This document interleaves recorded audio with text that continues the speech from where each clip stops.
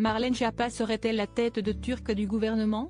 Depuis qu'elle a posé pour la une du magazine Playboy, la secrétaire d'État chargée de l'économie sociale et solidaire et de la vie associative se retrouve au cœur d'une véritable tempête médiatique.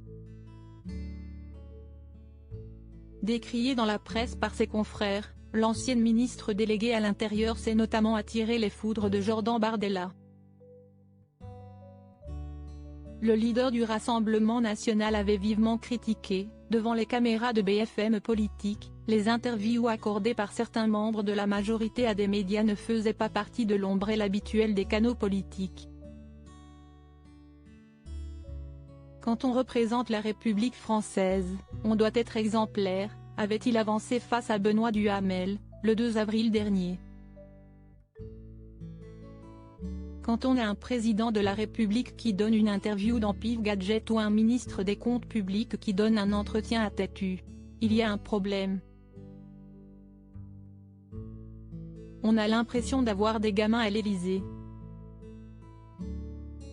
Aujourd'hui, alors que les rumeurs concernant un futur remaniement du gouvernement vont bon train, Marlène Schiappa se retrouve la cible de nouvelles attaques.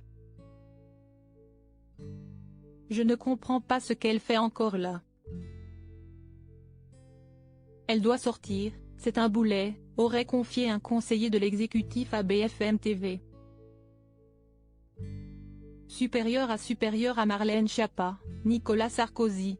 Ces politiques qui ont renoué avec le Rex.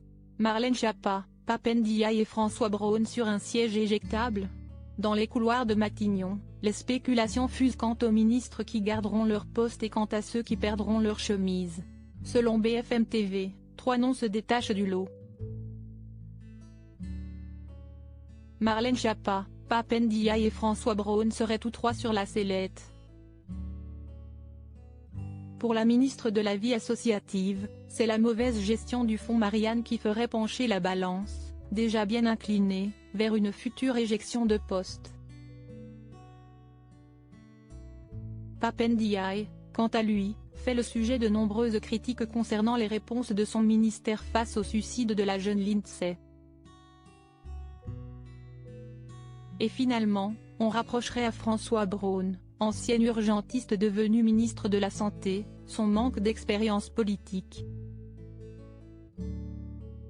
Mais attention, il faut aussi des ministres techniciens, aurait glissé un proche de la première ministre à BFM TV. Mais, que les ministres actuels se rassurent, rien n'est encore joué. Sur le plateau de François Letellier plus tôt cette semaine, Elisabeth Borne, dont le futur à Matignon reste incertain, a pris la défense de l'ancienne ministre déléguée à l'Intérieur. La chef de l'exécutif laissait entendre que, si remaniement il y avait, Marlène Schiappa aurait sa place dans un gouvernement Borne 3. 0. Marlène Schiappa est très engagée.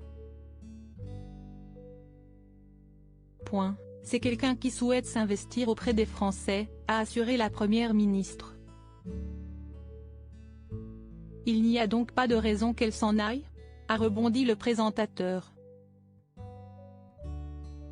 Verdict d'Elisabeth Borne, je ne pense pas. Article écrit en collaboration avec 6 médias Crédit Photo, Stéphane Le Mouton.